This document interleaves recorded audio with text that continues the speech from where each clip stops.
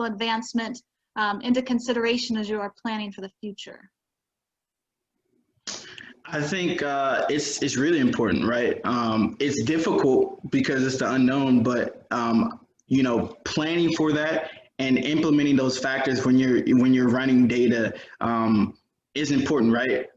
For example, I spent some time in Utah. My brother, he got his MPA degree at Brigham Young University in Provo, and I don't know if you guys know, but Utah is a huge Mormon state, right? So there's a lot of kids. You go out there, like each family has like 6, 7 kids, right? And they're right now with the kids being 2, 3, 4 years old, they're building high schools already, right? So they're establishing that data, the unknown, right? They're trying to plan for that. And hopefully in the future they can already have schools, they can have roads already created, because they're seeing this data, just projection wise. They don't want to have an overflow of kids not having schools or an impacted program because they didn't plan for that. So I think planning for that, running that data, running factors is a constant, push and pull, because it's so difficult. Because at the same time, you don't want to create, huge roads, build a freeway, build a ton of schools, and that doesn't work out. But at the same time, you have to plan for these things. So running data, utilizing science is a huge proponent to my career and I think in general, if that answers your question. Perfect.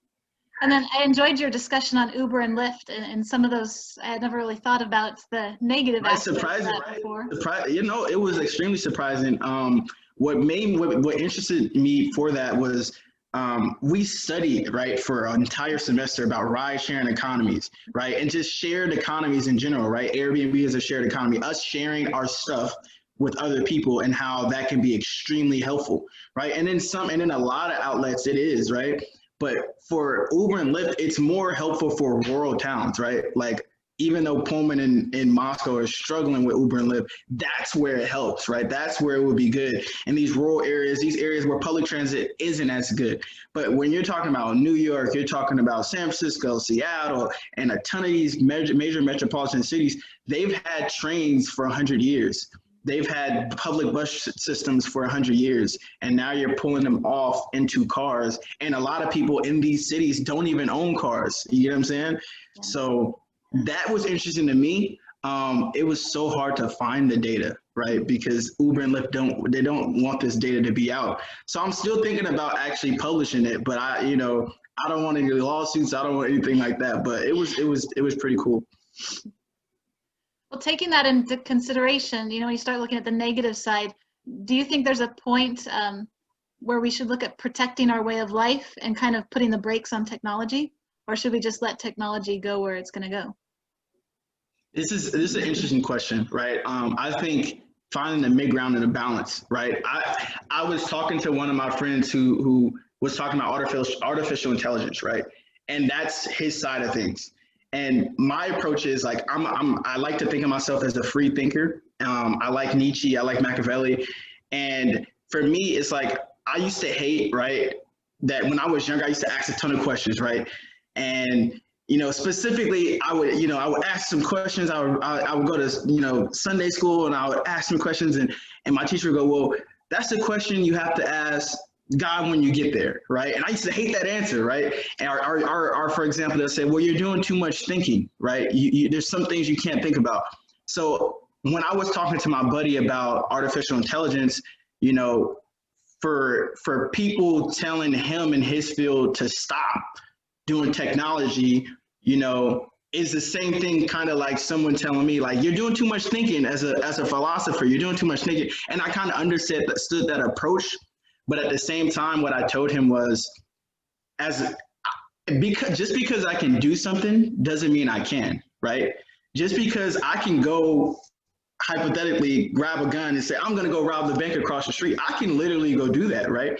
But it doesn't mean it's okay, right? So I think we do need to find a balance. I think we do need to draw the line in terms of technology, because it is getting out of hand. And you have AI that's acting right now on its own, in terms of us speaking right now, my phone next to me, and I'm saying stuff like Domino's and I'm going to get an ad. That's no one else. No one's in charge. No person is in charge of doing that. That is AI. AI has taken over, and it does have a mind of its own. So I think we do need to draw the line. I think we do need to find that mid ground where we can utilize science and technology, but we do need to find a focus on understanding us and that we can actually do these things and we don't need technology as much.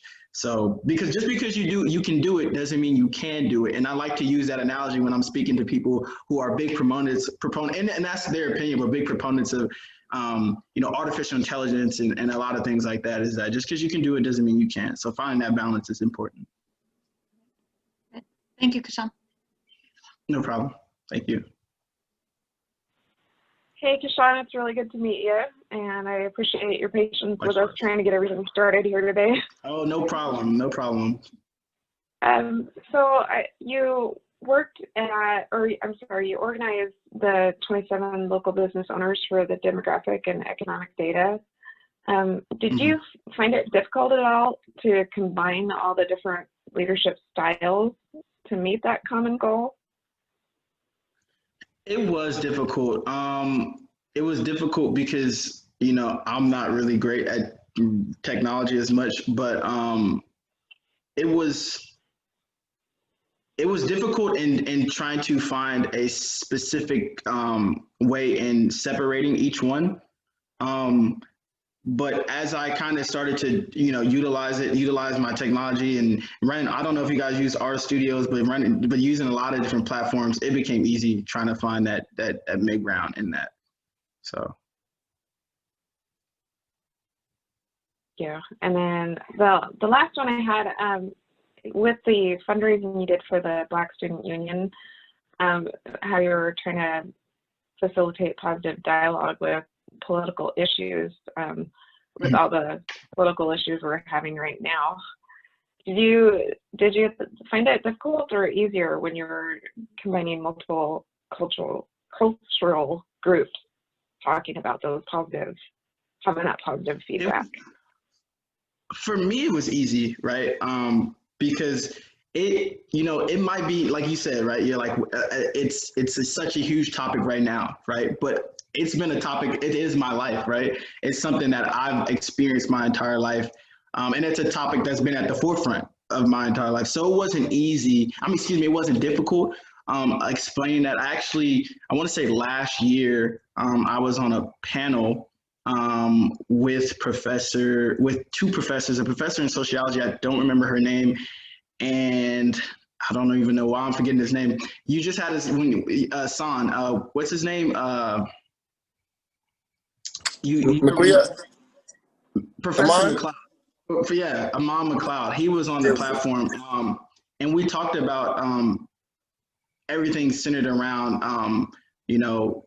people of color, minorities, and how to have more social inclusion with a lot of different aspects. So it wasn't really difficult with gathering that and speaking to other people. I think a lot of people are willing to learn. I noticed at a young age when I went to a private high school, my middle school was 89% African American and the other percent was Polynesian and Hispanic. So I never went to school with anybody white, not a white girl nor a white boy.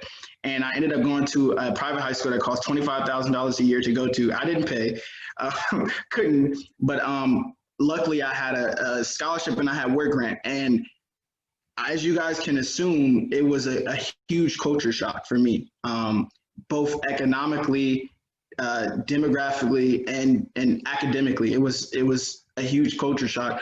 And I used to have a lot of questions, right, for me, I used to, oh man, everyone here is racist, right? That's what I was saying. I'm young, I'm like, what is this? But I soon found out that a lot of times people just don't know, right? And we all come from ignorance, right? We don't know, and we don't know if we're not around, especially, right? So I soon found out that it was ignorance more so, and that people are really willing to sit down and say, well, how is this? They're just asking questions. But if you don't get these questions that you don't normally get from different sides, different people. You can be like, man, what are you asking me this for? Do you not know this? But a lot of people don't know. And we have to have these conversations. We have to have these uncomfortable conversations to make us comfortable. You know what I'm saying? So it wasn't difficult for me. It's usually difficult for the audience. For me, I've been having, you know, a lot of those conversations a lot, especially me living in Idaho for 7 years. And then living in the Bay, and then coming from the Bay Area. But it's easy, and to be honest, I really enjoy it because I think a lot of people are willing to learn. I appreciate that. Thank you. I really enjoyed talking with you tonight. Thank you. Me too, as well. Kashawn, as we wrap this thing up, just looking into the future, just a quick question about the future and just looking to the future of your vocation. Where do you see, you know, your specific vocation or public administration as in the entire realm? Where do you see that field in 50 years? I see myself as the president of the United States of America. No, I'm joking. You guys must have laughed now. So you're asking me, where do I see myself specifically? Not yourself specifically, but the field in general. Okay. I still have to decide what field I want to go into. Right now, I'm kind of choosing between the private and public sector. But if I just focus on the public sector, I see a lot of bridging between both private and public. Even though we both have to work side by side, right? A city, you take a city and then you take the Chipotle in the city, or you take any commercial business, they have to work with the city. And I think with COVID-19, understanding that we are going to deal with a lot more up in the air things, right? And for me, sitting back and watching the management of everything going on, you can see how much needed the focus on city and, you know, private apartment complexes and PG&E with being a private business, but you can't cut people's electricity off. But yet this is, you know, this is in socialism. So how do you bridge that gap, right? You know, and COVID-19 unveiled that idea that we do bridge the gap a lot more than people think, and we are going to need to more. So to answer your question, I think understanding the public sector side of things, I think that there's going to be way more bridging between both private and public. Not saying it's going to be socialism or anything like that, but I think the writing is on the wall that we do need a nice balance between the two. So. Kashawn, thank you so much for your time. If you don't have anything to add, that'll do it for this part of the presentation. You can get out if you want to, or you can hang around. It's up to you. Okay. I just wanted to say go Vandals. Thanks for inviting me to be a part of the class. And thanks. Good luck with you guys' futures. Thank you. Thank you. John. Hope you have a great night. All right. All right, Dr. Freeman. Well, thank you so much for tuning in to our second video on this kind of video podcast that we're hosting in regards to how technology is impacting vocations and where everything is leading to in 50 years from now. That'll do it for our interviews in regards to other individuals. Moving forward, we are going to have a couple of different videos where kind of like self-interviews, if you would, of us talking about our vocations, as well as we each chose a book and how some of the key points and ideas of those books are either affecting us now or how we see that they might be influencing our vocations in the future. But stay tuned for those videos. We are going to be posting them on this YouTube channel. Again, we are going to be posting the descriptions and supplemental information that is either backing us up or maybe even discrediting some of our thoughts and theories in the description below. So thank you so much for tuning in.